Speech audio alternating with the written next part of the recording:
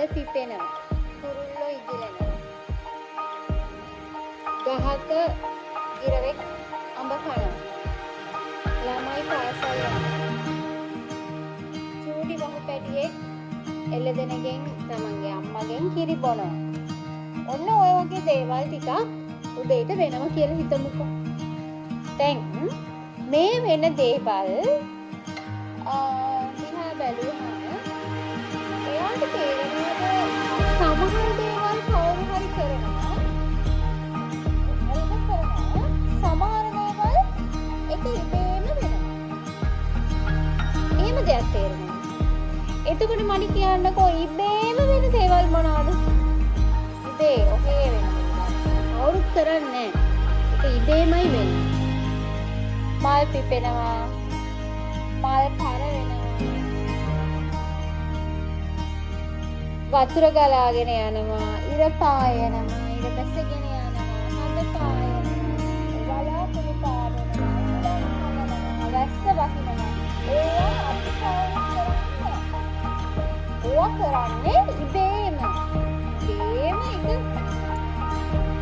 එකපාරට වෙනවා. දැන් මේ ආව පායලා තියෙනවා. එකපාරට සමහරට වහින්න පුළුවන්. ඉබේම වෙන්නේ. හැබැයි සමහර දේවල් තියෙනවා කවුරු හරි කරන්න ඕනේ. දැන් එළදෙනගේ බස පැටිය බොනවා. බස පැටිය කරන දෙයක්.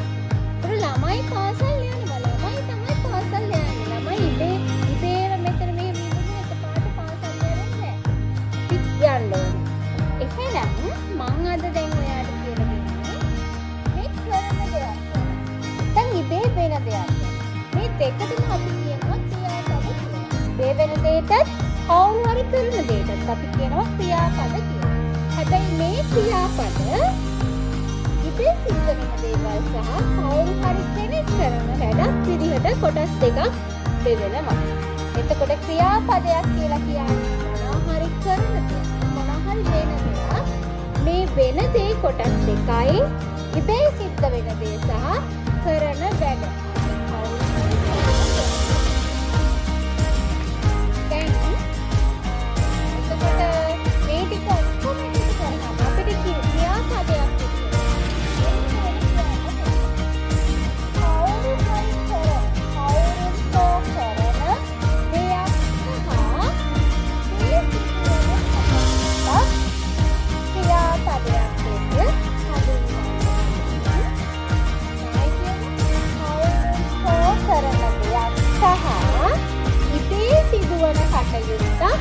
ක්‍රියාපදයක් ක්‍රියාවක් ලෙස හඳුන්වන්න පුළුවන්.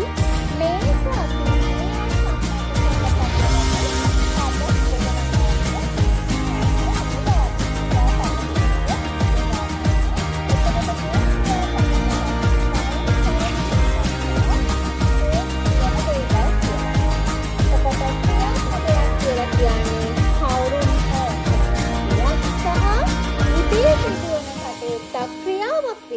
අපි ඒහා සම්බන්ධ පද ක්‍රියාපද කියලා හඳුන්වනවා.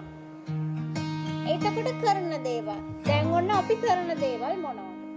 යනවා, එනවා, කනවා, බොනවා, ගයනවා, නටනවා, ලියනවා, දුවනවා, වැටෙනවා, බලනවා, නිදිනවා, පනිනවා, පීනනවා. කොච්චරක් තියෙනවද අපි කරන දේවල් නේ? ඒ වගේම ඉබේ සිද්ධ වෙන දේවල්. ඉබේට මේ එකපාරට ඉබේට වෙන දේවල් ගොඩක් තියෙනවා. පායනවා, පිපෙනවා, වැටෙනවා, ඉදෙනවා, තරවෙනවා, බැසෙනවා, බලනවා, වහිනවා. මේ දේවල් ඒ වගේ ගොඩක් තියෙනවා. එහෙනම් ඔන්න ක්‍රියාපදයක් ක්‍රියාවක් කියලා කියන්නේ කවුරුන් හෝ කරන දෙයක් සහ ඉබේ සිදුවන කටයුත්තක් ක්‍රියාවක් විදිහට හඳුන්වනවා. ඒහා සම්බන්ධ පද ක්‍රියාපද විදිහට හඳුන්වනවා. ආයෙත් කියනවා හොඳට මේක මතක තියාගන්න. ක්‍රියාවක් කියලා කියන්නේ කවුරුන් හෝ කරන දෙයක් සහ ඉබේ සිදුවන කටයුත්තක්. ඒහා සම්බන්ධ පද තමයි ක්‍රියාපද කියලා හඳුන්වනවා. එතකොට මේක කොටස් දෙකයි. ක්‍රියාව කියන එක, ක්‍රියාපද කියන එක කරන දේවල් සහ ඉබේ සිදුවන දේවල් විදිහට. දැන් අපි ගත්තොත් ඉර අපි ක්‍රියාපදයක් දානවා දාන්නේ ඉර පායන බව. කුරුල්ලෝ අපි ක්‍රියාපදයකට දැම්මොත් කුරුල්ලෝ පියාඹනවා. කොට ඉර පායනවා කියන්නේ ඉබේ සිද්ධ වෙන දෙයක්. කුරුල්ලෝ පියාඹනවා කියන්නේ කරන දෙයක්. එතකොට උදේම දැන් අපි ඉස්කෝලේ යන්න ඕන නැගිටලා අපි කරනවා දත් පදිනවා මූණ හොදනවා කෑම කනවා ඇඳුම් අඳිනවා සපත්තු දානවා පාසලට යනවා මේවා ඔක්කොම අපි කරන දේවල්. හැබැයි අපි වටේ පරිසරය දිහා බලනවා මේක පායනවා මල් පිපෙනවා වලාකුළු පාවෙනවා සුළං හමනවා මේවා ඉබේ සිද්ධ වෙන දේවල්. එතකොට මේ ක්‍රියාපද අපි දැන් කියන භාෂාවෙන් විතරක් නෙමෙයි අපි ලියන භාෂාවෙන් ලියද්දී ගොඩක් වෙනස්කම් සිද්ධ වෙනවා. දැන් හිතන්නකෝ මම කනවා. මම නිකන් කියනවා මම බිස්කට් එකක් කනවා. හැබැයි ඔක අපි ලියද්දී මම බිස්කට් එකක් කනවා කියලා ලියන්නේ නැහැ. ඒ නෙමෙයි දැන් කනවා කියන්නේ ක්‍රියාවනේ. මම දැන් හැදෙන්න කියනවා ක්‍රියාව කියන්නේ මෙන්න මේක විතර මම කියවන කරන වැඩක් නැත්නම් ඒ සිද්ධ වෙන වැඩ.